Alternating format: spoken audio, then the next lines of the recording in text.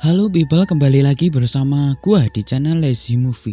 Bagaimana keadaan kawan-kawan? Semoga sehat selalu. Di kesempatan kali ini gua akan mengulas alur cerita film yang pastinya tidak asing di telinga kalian. Film ini cukup terkenal, yang mengisahkan perjalanan seekor raja kera yang membuat onar di negeri khayangan. Film ini berjudul The Monkey King, tahun rilisan 2014. Oke, tak usah lama-lama, silakan rebahan yang nyaman sambil seruput kopi dan dengarkan kisahnya.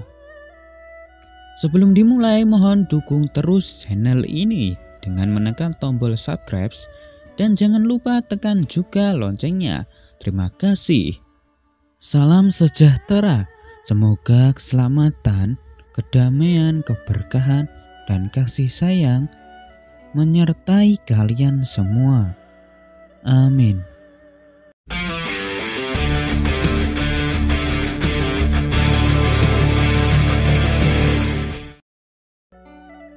Di awal film dikisahkan bala tentara iblis memberontak kepada kerajaan langit dikarenakan ketamakan iblis yang ingin menguasai seluruh alam.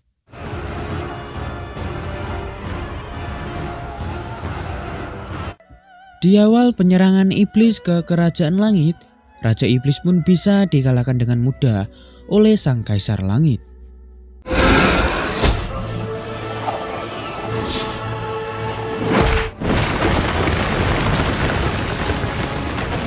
Saat sempat Raja Iblis mau dibunuh, datanglah adik perempuan sang kaisar, mencoba melindunginya. Ternyata adiknya jatuh cinta kepada Raja Iblis. Apa boleh buat, demi keselamatan bersama, kaisar pun mencoba menyeimbangkan dunia dengan membuang koloni-koloni iblis turun ke bumi dan ditempatkan ke Gunung Merapi. Adiknya yang jatuh cinta ikut turun bersama sang Raja Iblis. Kerajaan langit porak-poranda akibat serangan iblis. Dewi Nuwa yang melihatnya mencoba memperbaiki keadaan langit dengan mengorbankan dirinya dan mengubah tubuhnya jadi ribuan kristal untuk memperbaiki istana langit, dan juga membangun gerbang kristal khayangan agar iblis tidak bisa lewat. Salah satu butiran kristalnya ada yang jatuh di bumi, tepatnya di bukit lembah Gunung Wagu. Dan di dalam kristal tersebut terbentuk seekor bayi kera.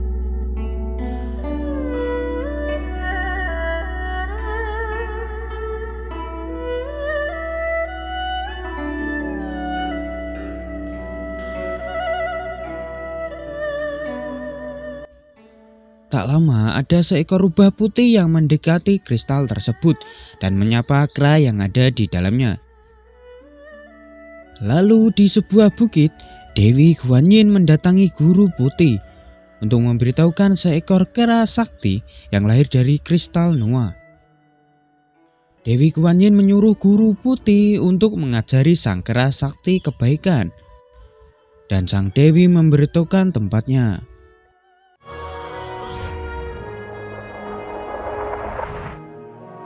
Lalu sang kera sakti pun lahir. Sampainya guru putih di tempatnya, dia mencoba mengajari sang kera sakti sebuah ilmu dan lalu membawa sang kera sakti.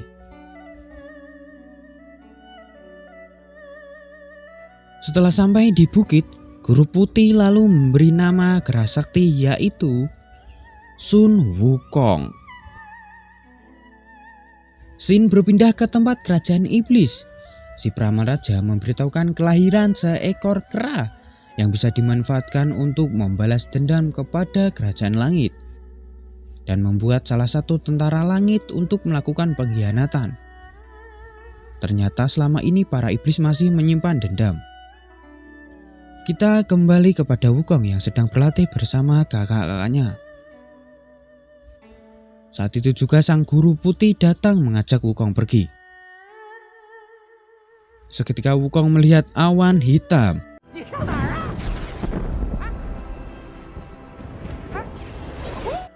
Saat dia bangun, gurunya menasihatinya demi kebaikan.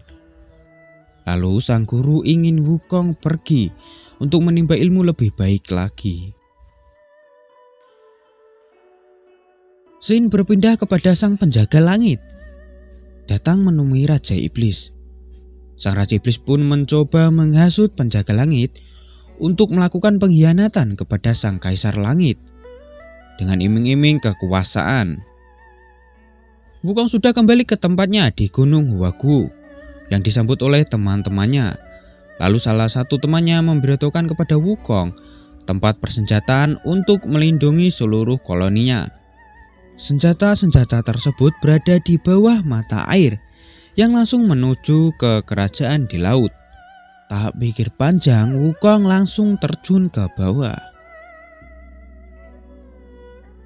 Setelah sampai di wilayah kerajaan laut, Wukong dimakan seekor ikan raksasa. Dia lalu membunuhnya. Tapi ternyata ikan tersebut adalah Panglima Raja Laut.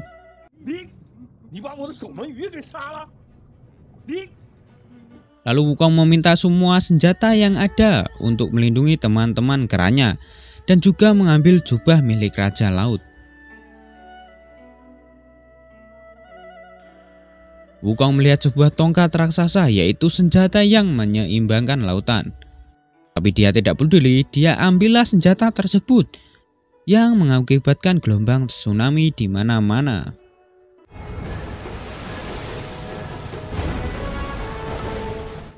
Lalu di lembah Gunung Huagu, si rubah putih yang di scene awal tadi datang mencari Wukong untuk melakukan siasat yang diperintahkan si Raja Iblis. Saat itu juga Wukong baru menyadarinya bahwa dia adalah teman kecilnya. Wukong yang sangat senang mengajaknya jalan-jalan.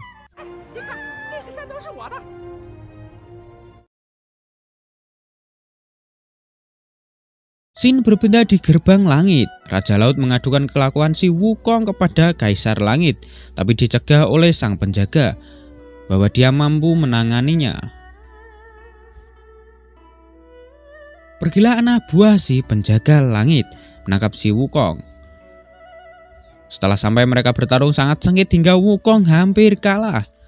Tapi datang Raja Iblis membantu Wukong.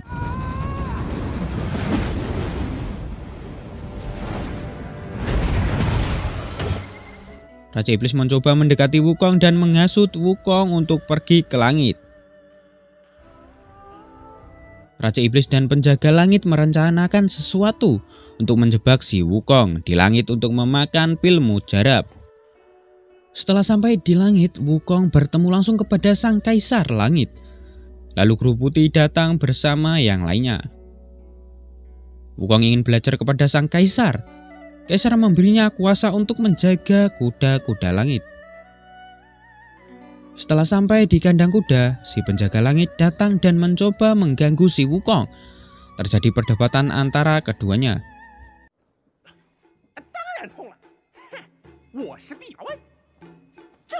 Lalu semua kuda dilepaskan oleh Wukong dan si Wukong kabur kemana-mana dan mencuri buah persik dewa.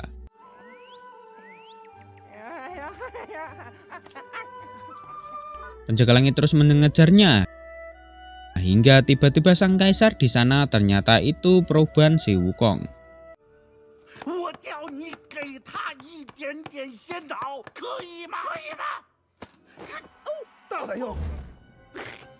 Kita kembali ke tempat iblis. Raja Iblis pun sudah merencanakan akan menyerang kerajaan langit dengan kapaknya, tapi ditahan oleh istrinya.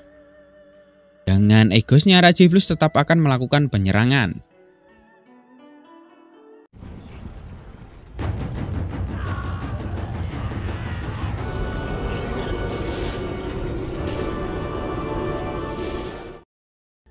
Wukong bertemu oleh penjaga pil mujarab. Si penjaga mencoba untuk memikat Wukong agar tertarik memakannya, dan ternyata si penjaga tersebut adalah si pengkhianat. Wukong mulai mendekati tungku pembuat pil. Guru putih yang melihatnya langsung menarik Wukong dengan senjatanya.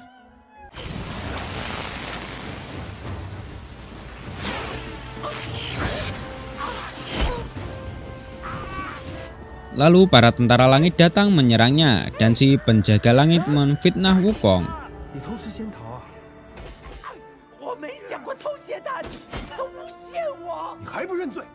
Wukong disiksa, tak ada jalan keluar.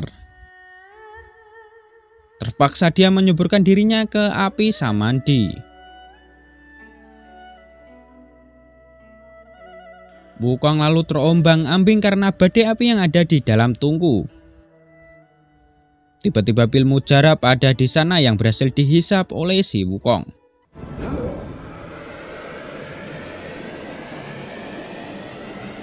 Wukong bangkit dengan kekuatan berkali-kali lipat. Dan sang penjaga dihajar oleh Wukong. Guru putih yang mau mencegahnya ditahan oleh sang kaisar langit. Dia berkata Wukong telah memilih jalannya sendiri. Wukong kembali ke gunung Huaguo. Betapa kagetnya dia, ternyata tempatnya sudah hangus terbakar. Dan teman-temannya semua mati, terutama si rubah putih juga. Wukong yang sangat putus asa dan mencoba menghidupkan kembali mereka, tapi tidak bisa. Lalu datang Raja Iblis memperlihatkan kepada Wukong yang membunuh teman-temannya adalah para pasukan langit. Dan Raja mengajak Wukong untuk bersama menyerang kerajaan langit. Wukong yang amarah langsung berubah dan menuju langit untuk menyerang. Dengan kekuatan berlipat ganda karena telah memakan pil, Wukong pergi sendiri menghancurkan istana langit.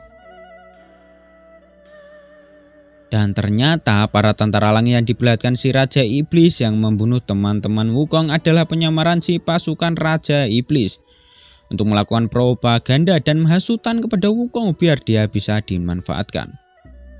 Wukong bertarung melawan pasukan-pasukan langit, lalu disusul Raja Iblis dan pasukan menyerang.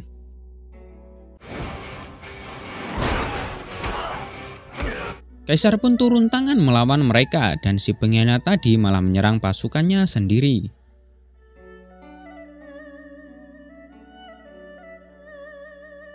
Kaisar mencoba menjelaskan fitnah yang dituju olehnya bahwa pasukan langit tidak menyerang teman-temannya.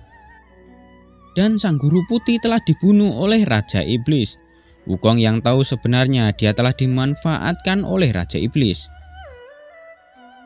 Raja Iblis yang membawa senjata kapak dengan mudah menjatuhkan Wukong. Lalu Raja Iblis pun bertarung melawan Kaisar Langit. Lagi-lagi dengan mudahnya si Raja Iblis mengalahkannya.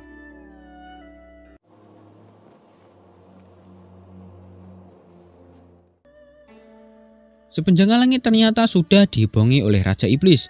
Raja Iblis lalu membunuh si penjaga. Wukong kembali bertarung dengan Raja Iblis, tapi Wukong berhasil dibuat pingsan olehnya.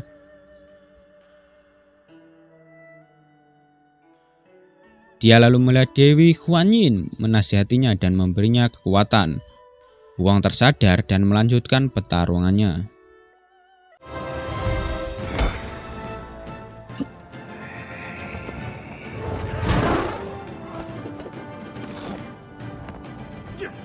Si Raja Iblis berubah menjadi iblis kerbau dan si Wukong berubah menjadi keramas. Bertarung dengan hebat, si Raja Iblis berhasil dikalahkan dan jatuh ke bumi menjadi kerbau putih.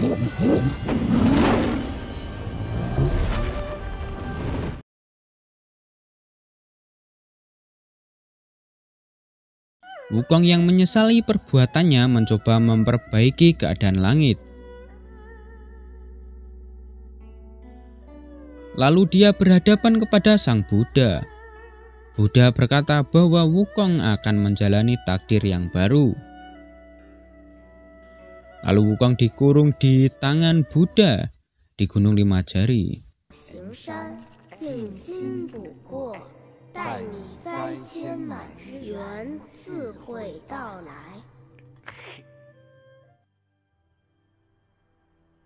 被压在五指山下，共同完成一个重要的使命。